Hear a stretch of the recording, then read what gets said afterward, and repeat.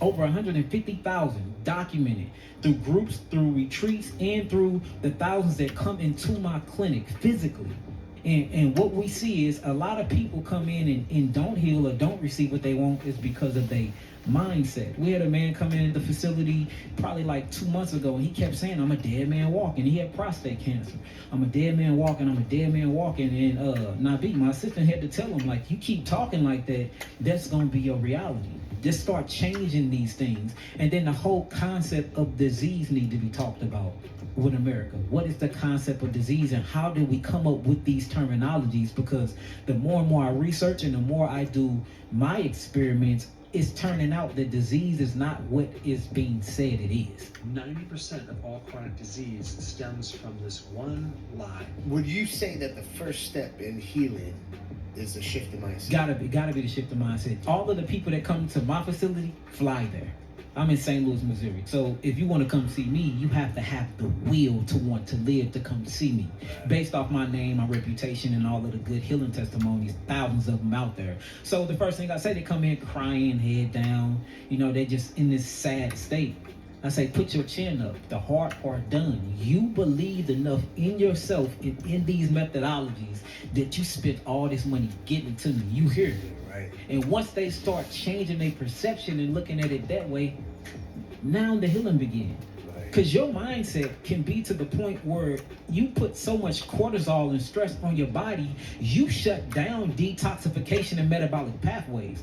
Meaning I could put as many herbs in you as I want, but since you have such a state of fight or flight and cortisol is so high, guess what cortisol do? Bring on insulin resistance. It stops you from absorbing, so now you malabsorb. The small intestine is the longest part of the digestive tract. It can be over 20 feet long. But the reason why it's so long is because it is the main area of absorption. It shuts down the kidneys because the adrenals are too focused on the state of fight or flight. It's not worried about filtrating toxins. It takes the blood away from all of the center, which is your gut, and it put it in your extremities because you either fighting or you running for your life. It's like this defense mechanism. Cells cannot defend themselves and grow at the same time. They choose one, and they're going to choose survival. It's called adaptation.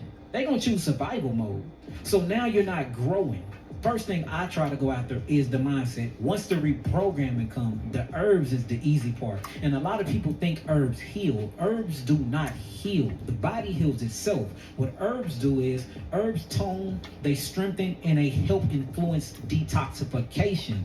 But the herbs don't detox you. The herbs connect with enzymes, and the enzymes that's already within your molecular structure turn on these detoxification So let me pathways. ask you this. Would you say the herbs are signaling? Energetic signaling. And when you look at herbs, what are you looking at the herbs for? The nutritions, the protons, the electrons, the neutrons, the enzymes. Same thing as in food. And then a lot of people disassociate herbs with food. And it's like, well, all herbs is dried vegetables. So once you really start just looking at it, not from a scientific lens, but you take your intellectual cap off and you just go in nature and you be real simplistic about it. Healing is simple. It really is. We making it hard, man. Would you say that stress can kill somebody? Stress does kill. Stress kills. Is there a difference between good stress and bad stress? The body needs stress. Stress is very, very important as well. For instance, when you wake up at 6 a.m., when the sun come out, that's blue light spectrum that's coming from the actual sun. That's a stress hormone. 6 a.m. to 10 a.m., cortisol rise. Cortisol is a steroid hormone that helps regulate the metabolic and immune pathways of our body. Cortisol belongs to the glucocorticoid class of hormones produced by a pair of adrenal glands which are located above each kidney. And the reason why cortisol rise, because it works with serotonin. This is what makes you serious. This is where you get serotonin from. It makes you serious. Then the cortisol starts tapering off and declining during the day for melatonin can come in and make you mellow so you can go to sleep. So, you need cortisol. Cortisol is very, very essential for the body. And if I'm in the wilderness and I see a lion or a tiger and bear, I will hope that my adrenals know how to release a bunch of cortisol for I can go. So you need it for fight or flight, but you're not supposed to be in fight or flight the whole time. Cortisol is one of the most leading causes to what I would say, I gotta do quote unquote disease than anything else. And if you look at the program and the 9 to 5s that they got us in, you look at the rat race that they got us on, we chasing money to pay bills and we never happy.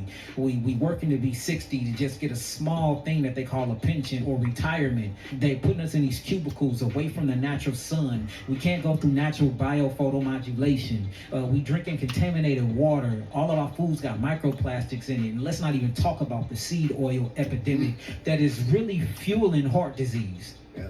Really fuel. It's really the way we cooking our food and using these seed oils. Very rancid, very rancid.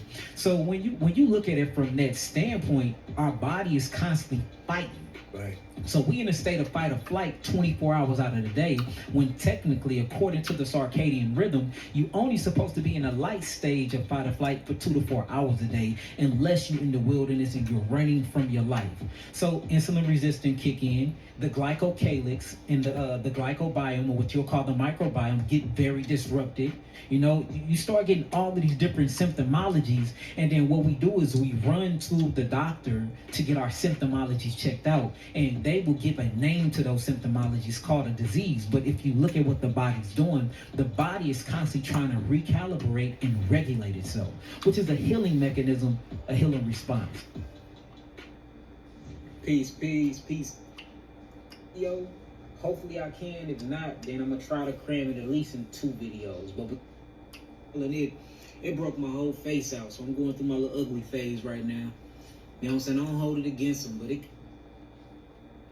you look up and you started off heavy. You look up, you be thin in the mud. You be like, damn, I didn't lose weight, I lost waste. When I got rid of that metabolic waste, all of the weight left with it. So it's a beautiful thing. I feel good. I've never been as energized as I face structure too in my jawline.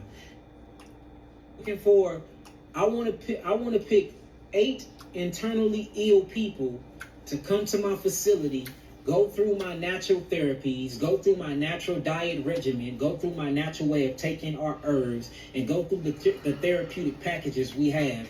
And we want to document all of them from point A to Z, from when they came in with their diagnosis all the way to their healing. And we want to put out